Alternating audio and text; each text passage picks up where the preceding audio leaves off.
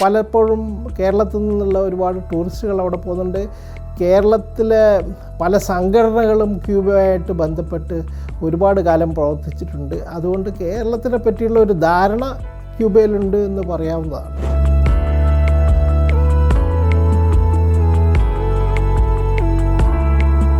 ചെ ഗുവേര എന്ന ഭരണാധികാരിയെ പറ്റിയിട്ട് നമുക്ക് അത്ര അറിവില്ല. ആ ഭാഗം ഒന്ന് ഹൈലൈറ്റ് ചെയ്യാൻ വേണ്ടി ഞാൻ ഈ പുസ്തകത്തിൽ വളരെയധികം ശ്രമിച്ചിട്ടുണ്ട്.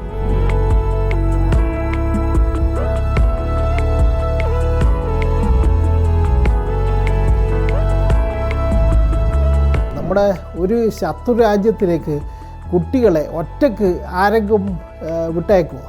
അപ്പോൾ ഒരു ശത്രുതാ മനോഭാവം എന്നുള്ളത് ഒരു വെറും പൊളിറ്റിക്കൽ നെറേറ്റീവ് മാത്രമാണ്, ഒരു വളരെ കൺവീനിയൻ്റ് ആയിട്ടുള്ള ഒരു പൊളിറ്റിക്കൽ പ്രൊപ്പഗേണ്ട മാത്രമാണെന്നുള്ളത് എനിക്ക് എൻ്റെ കൺമുമ്പിൽ കാണാൻ സാധിക്കും. സ്പോർട്ടിംഗ് കൾച്ചർ അവർക്ക് ഉണ്ട്. ബോക്സിങ്ങിൽ ഒരു പ്രത്യേകം ഊന്നൽ നൽകിയിട്ടുള്ള ട്രെയിനിങ് അവിടെ കൊടുക്കുന്നുണ്ട്. രാഷ്ട്രീയ വിദ്യാർത്ഥികൾക്ക് എങ്ങനെയാണ് പവർ ഡൈനാമിക്സ്, അധികാരം എങ്ങനെയാണ് വർക്ക് ചെയ്യുന്നത് എന്ന് വളരെ കൃത്യമായിട്ട് മനസ്സിലാക്കാൻ പറ്റും. അത് ക്യൂബയെ മനസ്സിലാക്കുക എന്നതിലൂടെ, ആ വഴിയിലൂടെ യാത്ര ചെയ്യുമ്പോൾ നമുക്ക് ലോക രാഷ്ട്രീയത്തെ പറ്റിയിട്ട് കൂടുതൽ മനസ്സിലാക്കാൻ സാധിക്കും എന്നാണ് എൻ്റെ വിശ്വാസം.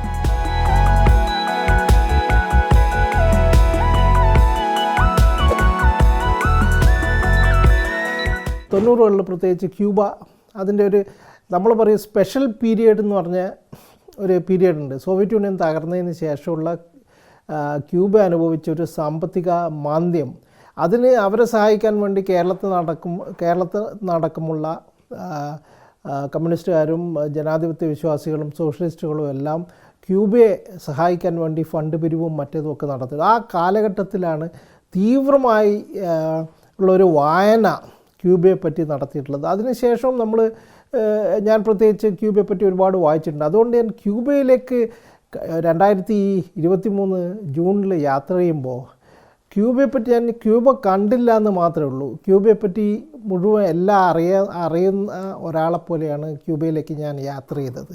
അപ്പോൾ എൻ്റെ ഉദ്ദേശം അന്ന് പുസ്തകം എഴുതുക എന്നുള്ളതല്ല, ഒരു ലേഖനം എഴുതുക എന്നുള്ളതാണ്. പക്ഷേ ക്യൂബയിലേക്ക് അവിടെ പോയതിന് ശേഷം, പ്രത്യേകിച്ച് ഞാനൊരു ജേർണലിസ്റ്റ് വീസയിലാണ് അവിടെ പോയത്. അതുകൊണ്ട് അവിടുത്തെ ഉദ്യോഗസ്ഥരെയും അവിടുത്തെ നേതാക്കളെയൊക്കെ കാണാനുള്ള ഒരു അവസരം ഉണ്ടായിരുന്നു. അതുകൊണ്ട് തന്നെ കൂടുതൽ ക്യൂബയെ പറ്റി മനസ്സിലാക്കാനും അവിടെ വെച്ച് ഒരുപാട് ക്യൂബൻ സ്കോളേഴ്സ്, ക്യൂബയെ പറ്റി പഠിച്ച് ഒരുപാട് ആളുകളെ കണ്ടുമുട്ടാനും അവരുമായിട്ട് മണിക്കൂറുകളോളം ക്യൂബയെ പറ്റി സംസാരിക്കാനും അവിടുത്തെ സാധാരണ ജനങ്ങളോടും പ്രത്യേകിച്ച് അവിടുത്തെ ചെറുപ്പക്കാരോടും സംസാരിക്കാൻ വേണ്ടി പറ്റിയിരുന്നു. അതിൻ്റെ ഭാഗമായിട്ടാണ് തിരിച്ചു വന്നപ്പോൾ എനിക്ക് മനസ്സിലായത് ഇതൊരു ലേഖനത്തിൽ ഒതുങ്ങില്ല, ഇതൊരു പുസ്തക രൂപത്തിൽ മാത്രമേ എൻ്റെ അനുഭവങ്ങൾ പൂർണ്ണമായിട്ട് ജനങ്ങളിലേക്ക് എത്തിക്കാനാവൂ, അല്ലെങ്കിൽ എൻ്റെ അനുഭവങ്ങളെപ്പറ്റി എനിക്ക് പറയാനാവൂ എന്നുള്ള ഒരു തിരിച്ചറിവിൻ്റെ ഭാഗമായിട്ടാണ് ഈ പുസ്തകം ഞാൻ എഴുതിയത്. വായന എന്ന് പറഞ്ഞു കഴിഞ്ഞാൽ, അല്ലെ വായിക്കുക എന്ന് പറഞ്ഞു കഴിഞ്ഞാൽ കേൾക്കുക എന്നുള്ള ഒരർത്ഥമാണ് ദിനേശ് ബി ഡി കമ്പനികളിൽ പൊതുവേ ഉള്ളത്. എന്തെന്ന് വെച്ചാൽ പലർക്കും അന്ന് സാക്ഷരതാ മിഷനും എല്ലാം നടന്നിട്ടുണ്ടെങ്കിലും പലരും ജോലി ചെയ്തുകൊണ്ടിരിക്കുമ്പോൾ കുറച്ച് പേരെ അവർ ചുമതലപ്പെടുത്തിയിട്ടുണ്ട്, പിന്നെ വായിക്കാൻ വേണ്ടി പത്രങ്ങളും നോവലുകളും പലതും. ഞാൻ എത്രയോ ഹാൻസുവിൻ്റെ അടക്കമുള്ള ചൈനീസ് പുസ്തകങ്ങൾ ദിനേശ് ബി ഡി കമ്പനികളിൽ ആളുകൾ വായിച്ച് മറ്റ് ജോലി ചെയ്യുന്ന ആളുകൾക്ക് വായിച്ചു കൊടുക്കുന്നതായിട്ടുള്ള കണ്ടിട്ടുണ്ട്. അതേ അനുഭവം ക്യൂബയിലെ സിഗാർ ഫാക്ടറികളിൽ കണ്ടു. അവിടെ സ്പാനിഷിലേക്ക് മൊഴിമാറ്റം നടത്തിയിട്ടുള്ള ഒരുപാട് അന്തർദേശീയ എഴുത്തുകാരുടെ പുസ്തകങ്ങളും ഒരുപാട് പത്രമാധ്യമങ്ങളിൽ വരുന്ന ഒരുപാട് വിവരങ്ങളും എല്ലാം അവിടെ ഒരാൾ വന്ന് വായിക്കും, അത് വായിച്ച് മറ്റുള്ളവരെ കേൾപ്പിക്കും. അങ്ങനെ ഒരു സോഷ്യൽ അവയർനെസ്, ഒരു പൊളിറ്റിക്കൽ അവയർനെസ് പെട്ടെന്ന് എനിക്കത് സ്ട്രൈക്ക് ചെയ്തു. ക്യൂബയിലെ ബോക്സേഴ്സ് എന്ന് പറഞ്ഞാൽ അവർക്ക് സ്പെഷ്യൽ ട്രെയിനിങ് ഉണ്ട്. അവർക്ക് അവർ സ്റ്റേറ്റിൻ്റെ ഒരു ആസറ്റ്സിനെ പോലെയാണ്. ഇപ്പം ഒരുപാട് ക്യൂബൻ ബോക്സേഴ്സ് മുഴുവൻ അവരുടെ എല്ലാ കാര്യങ്ങളും നോക്കുന്ന ക്യൂബൻ ഗവൺമെൻറ്റിൻ്റെ. പിന്നെ അവർക്കൊരു സ്പോർട്ടിംഗ് കൾച്ചർ അവർക്ക് ഉണ്ട്. ബോക്സിങ്ങിൽ ഒരു പ്രത്യേകം ഊന്നൽ നൽകിയിട്ടുള്ള ട്രെയിനിങ് അവിടെ കൊടുക്കുന്നുണ്ട്. അമേരിക്കയെ മുട്ടുപിച്ച വിയറ്റ്നാമുമായിട്ട് പോലും അമേരിക്ക ബന്ധമുണ്ടാക്കിയിട്ടുണ്ട് 90കളിൽ.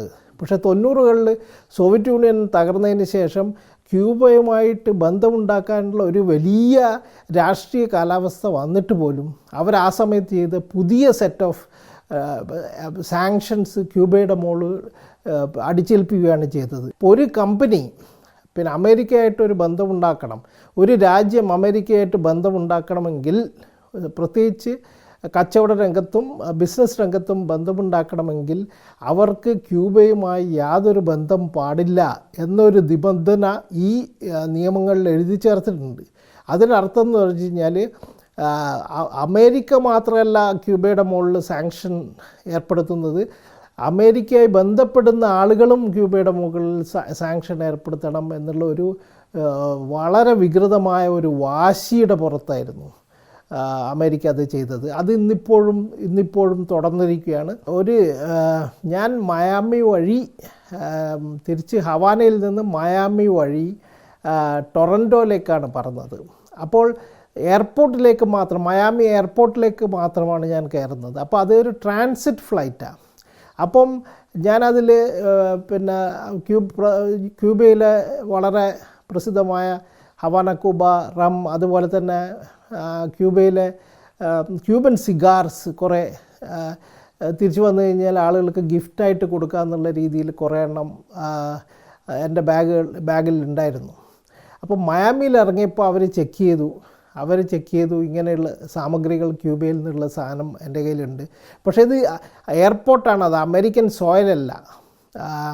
ട്രാൻസിറ്റായിട്ട് ഞാൻ ടൊറൻറ്റോയിലേക്കാണ് പറക്കുന്നത്. അത് എൻ്റെ അടുത്ത് അത് കോൺഫിസ്കേറ്റ് ചെയ്ത് അവരത് സിഗാർ കത്തിച്ച് കളയും, പിന്നെ അത് റമ്മ് നശിപ്പിച്ച് കളയത്.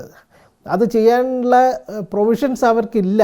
പക്ഷേ അവർ കടന്ന് ചിന്തിക്കുകയും അത് മാത്രമല്ല അവരുടെ ഒരു പ്രത്യേക ഒരു ശത്രുതാ മനോഭാവം കൊണ്ട് മാത്രമാണ് അത് നശിപ്പിച്ച് കളഞ്ഞത്. 2012-15 കാലഘട്ടത്തിൽ ക്യൂബൻ അമേരിക്കൻസ് ആയിട്ടുള്ള 75,000-ത്തിലധികം കുട്ടികളാണ് അൺഅക്കമ്പനീഡായിട്ട് മയാമിയിൽ നിന്നും അമേരിക്കയിലെ പല നഗരങ്ങളിൽ നിന്നും ന്യൂജേഴ്സിയിൽ നിന്നും ഫ്ലോറിഡയിൽ നിന്നും പ്രത്യേകിച്ച് ക്യൂബയിലേക്ക് പറന്നത് അവരുടെ ബന്ധുക്കളെയും പലരെയും കാണാൻ വേണ്ടിയിട്ട്. നമ്മുടെ ഒരു ശത്രു രാജ്യത്തിലേക്ക് കുട്ടികളെ ഒറ്റയ്ക്ക് ആരെങ്കിലും വിട്ടയക്കുമോ?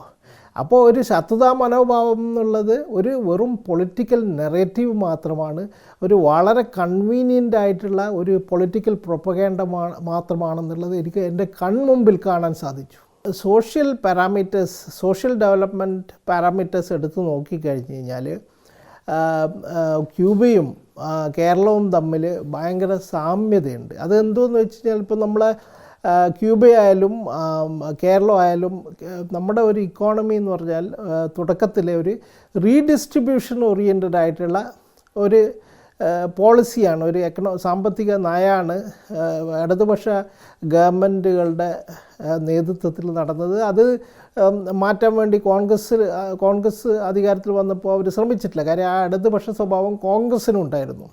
പക്ഷേ ക്യൂബ കേരളത്തിനേക്കാളും അതൊരു രാജ്യമായതുകൊണ്ട് തന്നെ, കേരളം വെറും ഒരു സംസ്ഥാനമായതുകൊണ്ടും അവർക്ക് ഈ പല ബയോടെക്നോളജിയിലും അതുപോലെ തന്നെ ഫാർമസ്യൂട്ടിക്കൽസിലും അതിൻ്റെ റിസർച്ച് ആൻഡ് ഡെവലപ്മെൻറ്റ്, പുതിയ മരുന്നുകൾ ഉൽപ്പാദിപ്പിക്കാനും പല രീതിയിലുള്ള ശാസ്ത്രീയ പരീക്ഷണങ്ങൾ നടത്തി ലോക ജനതയ്ക്ക് തന്നെ ഗുണമുണ്ടാകുന്ന രീതിയിലുള്ള പലതരത്തിലുള്ള മരുന്നുകൾ വളരെ തുച്ഛമായ നിരക്കിൽ തുകയ്ക്ക് വിൽക്കാൻ പറ്റുന്ന രീതിയിലുള്ള ഒരു രാജ്യമായിട്ട് അവർ വളർന്നിരിക്കുന്നു. കേരളം പലപ്പോഴും കേരളത്തിൽ നിന്നുള്ള ഒരുപാട് ടൂറിസ്റ്റുകൾ അവിടെ പോകുന്നുണ്ട്. കേരളത്തിലെ പല സംഘടനകളും ക്യൂബയായിട്ട് ബന്ധപ്പെട്ട് ഒരുപാട് കാലം പ്രവർത്തിച്ചിട്ടുണ്ട്. അതുകൊണ്ട് കേരളത്തിനെ പറ്റിയുള്ള ഒരു ധാരണ ക്യൂബയിലുണ്ട് എന്ന് പറയാവുന്നതാണ്. കേരളത്തിൽ ചേഗുവേരയെ പറ്റി അറിയുന്നത് ചേഗുവേര എന്ന ഒരു വിപ്ലവകാരിയെ പറ്റിയാണ്. പക്ഷേ ഒരു ചേഗുവേര എന്ന ഭരണാധികാരിയെ പറ്റിയിട്ട് നമുക്ക് അത്ര അറിവില്ല. അപ്പോൾ ഞാൻ ശ്രദ്ധ കേന്ദ്രീകരിച്ച് ഞാൻ ചേഗുവേര എന്ന ഒരു വിപ്ലവകാരിയെ പറ്റി പൂർണ്ണമായിട്ടും അതിൽ പറഞ്ഞിട്ടുണ്ടെങ്കിലും ചേഗുവേര എന്ന ഭരണാധികാരി നമുക്ക് അത്ര അറിയാത്ത ഒരു വിഷയമാണ്. അതിൽ കൂടുതൽ ശ്രദ്ധ കേന്ദ്രീകരിക്കാൻ വേണ്ടിയാണ് ശ്രമിച്ചത്. പ്രത്യേകിച്ച് ഈ ഈ സയൻസ് ഓറിയൻറ്റഡ് ആയിട്ടുള്ള റിസർച്ച് ആൻഡ് ഡെവലപ്മെൻറ്റ് യൂണിറ്റ്സ് തുടങ്ങുകയും അതുപോലെ സോവിയറ്റ് മാതൃകയിലല്ലാതെ ക്യൂബൻ മാതൃകയിൽ വളർച്ച കൈവരിക്കാനുള്ള ഒരുപാട് പോളിസി ഡിസിഷൻസ് അദ്ദേഹം ഭരണത്തിലിരിക്കുമ്പോൾ അദ്ദേഹം എടുത്തിട്ടുണ്ട്. അത് കേരളത്തിലെ പലർക്കും അറിയാത്തതാണ്. ആ ഭാഗം ഒന്ന് ഹൈലൈറ്റ് ചെയ്യാൻ വേണ്ടി ഞാൻ ഈ പുസ്തകത്തിൽ വളരെയധികം ശ്രമിച്ചിട്ടുണ്ട്. രാഷ്ട്രീയ വിദ്യാർത്ഥികൾക്ക് എങ്ങനെയാണ് പവർ ഡൈനാമിക്സ്, അധികാരം എങ്ങനെയാണ് വർക്ക് ചെയ്യുന്നത് എന്ന് വളരെ കൃത്യമായിട്ട് മനസ്സിലാക്കാൻ പറ്റും. അത് ക്യൂബയെ മനസ്സിലാക്കുക എന്നതിലൂടെ, ആ വഴിയിലൂടെ യാത്ര ചെയ്യുമ്പോൾ നമുക്ക് ലോക രാഷ്ട്രീയത്തെ പറ്റിയിട്ട് കൂടുതൽ മനസ്സിലാക്കാൻ സാധിക്കും എന്നാണ് എൻ്റെ വിശ്വാസം.